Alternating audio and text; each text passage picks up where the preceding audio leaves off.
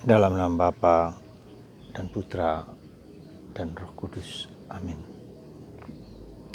Allah Bapa di surga, kami mengucap syukur dan terima kasih bahwa Engkau tidak hanya mengutus Yesus, tapi juga mengutus Yohanes Pemandi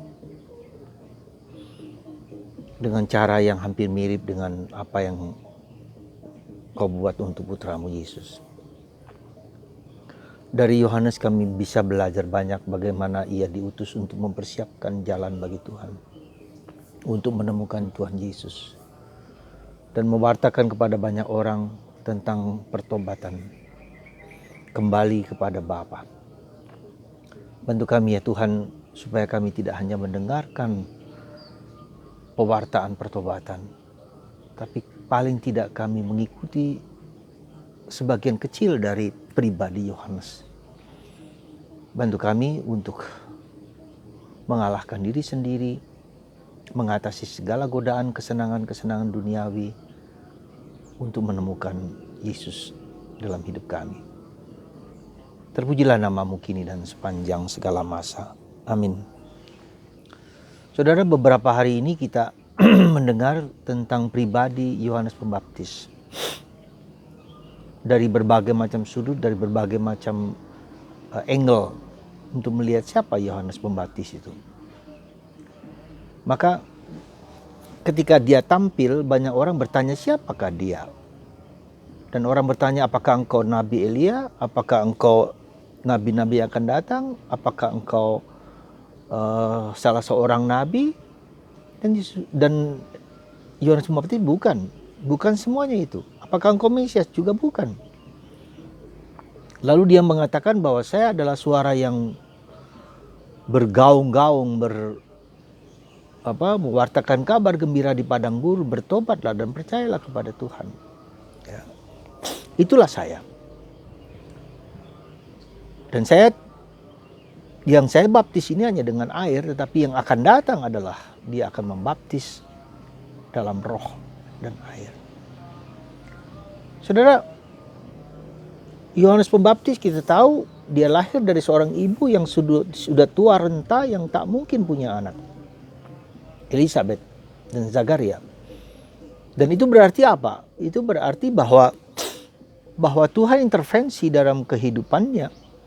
Karena dia menjadi utusan khusus dari Tuhan untuk mempersiapkan jalan, untuk mengatakan siapakah sang juru selamat itu.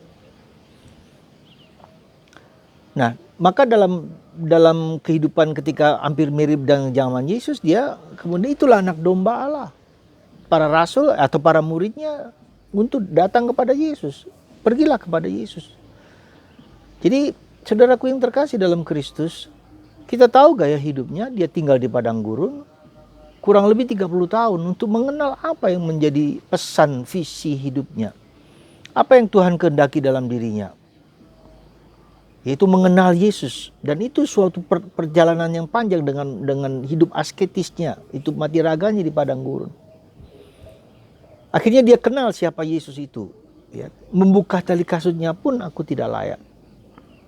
Dan juga dia mengenal dirinya sendiri, dia mengenal visi hidupnya, dia mengenal Tuhan mau apa dengan dirinya. Tetapi meskipun dia kenal siapa dirinya dan siapa Yesus, tetapi pada saat-saat tertentu dia juga ragu ketika dia di penjara, ketika dia mengalami penderitaan, ketika dia mengalami kesulitan.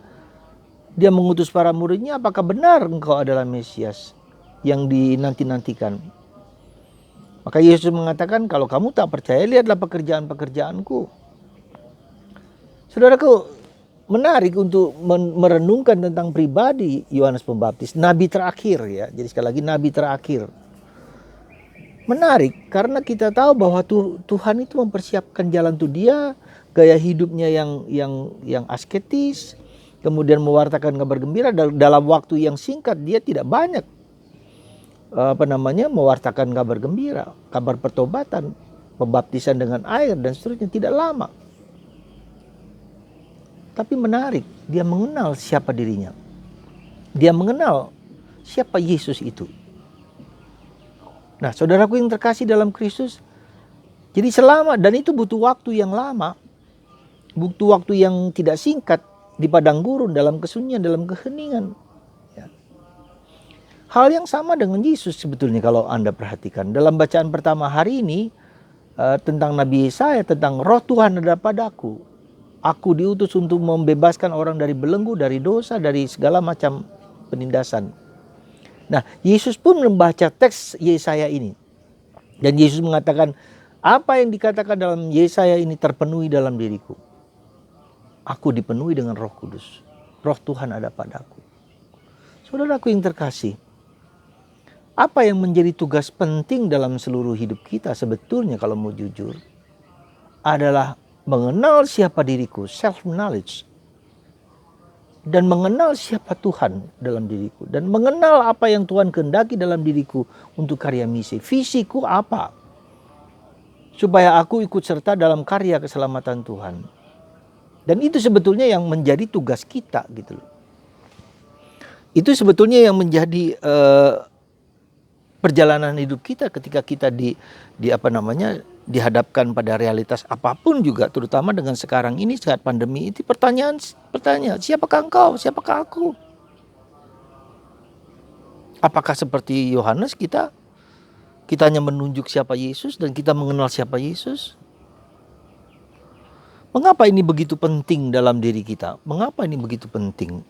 Sejarah kita tahu sejarah keselamatan dalam diriku dan aku diajak untuk membawa kabar gembira keselamatan itu kepada setiap orang di mana hidup. Dan ketika orang menemukan akar visi misi hidupnya, dia menjadi orang yang punya daya, punya kekuatan, punya kepastian hidup untuk apa dia hidup di dunia ini.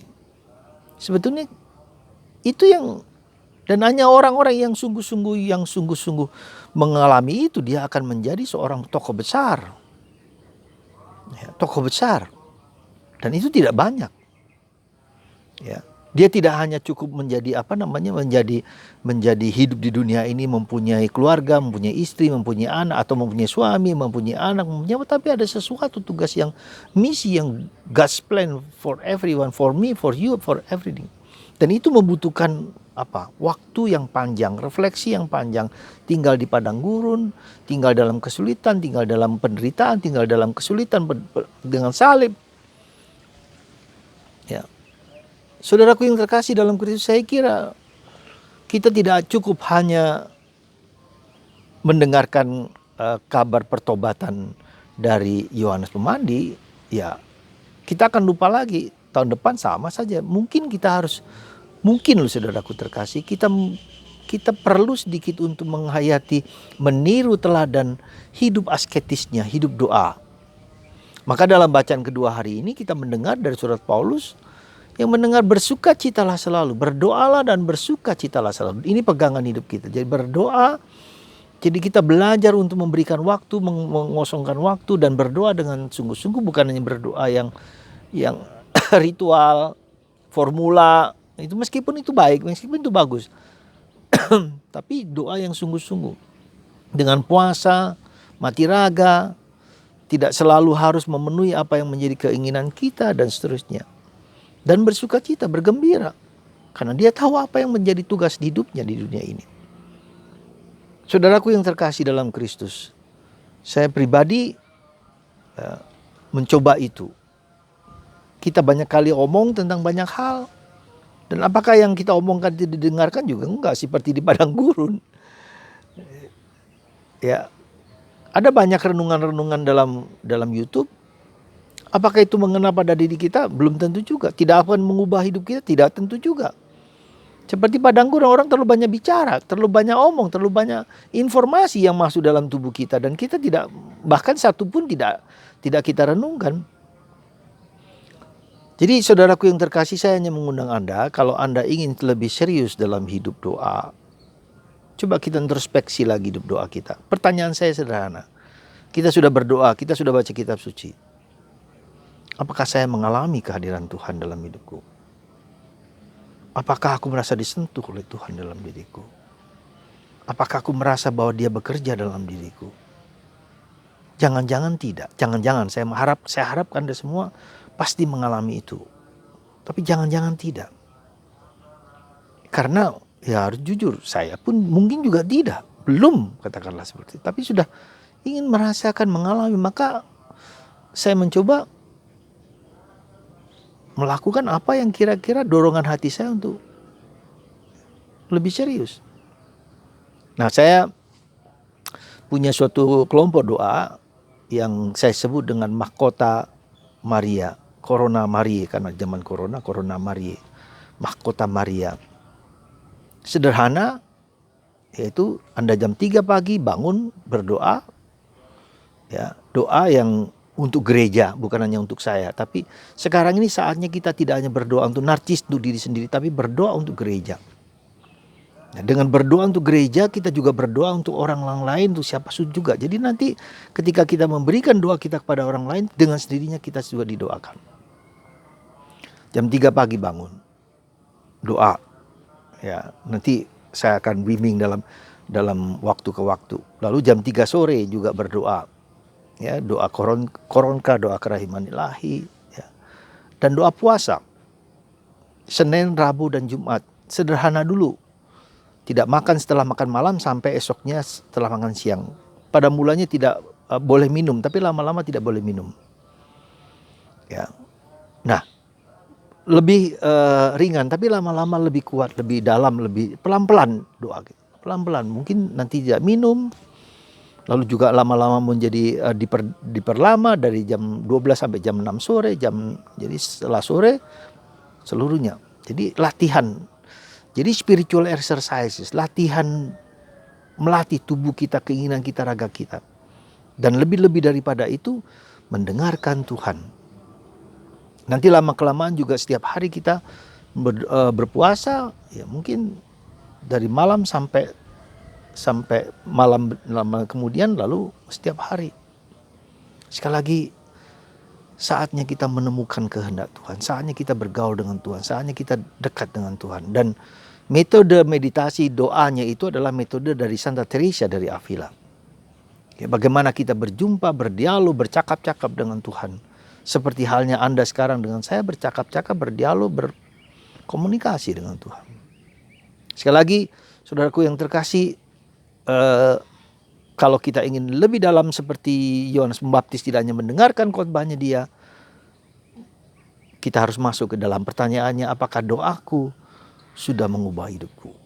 Apakah doaku, aku merasakan kehadiran Tuhan dalam diriku? Kita jujur, kita bertanya pada diri sendiri. Dan ketika ada kerinduan itu, silakan ambil sesuatu yang lebih dalam. Dug in altum, tebarkan jalamu di tempat yang lebih dalam. Semoga Anda tergerak hatinya untuk mempersiapkan Natal, bukan hanya persiapan lahiriah, tapi persiapan batin. Tanah yang subur, sehingga sabda mengena dalam diri kita dan meniru meneladan pribadi Yohanes Pembaptis yang mencari Tuhan, menemukan Tuhan dalam diri Yesus. Tuhan memberkati Anda semua, menganugerahkan keselamatan kepada Anda, dan menyembuhkan Anda berkat doa lewat tangan hamba-Mu ini, dalam Bapa dan Putra dan Roh Kudus. Amin.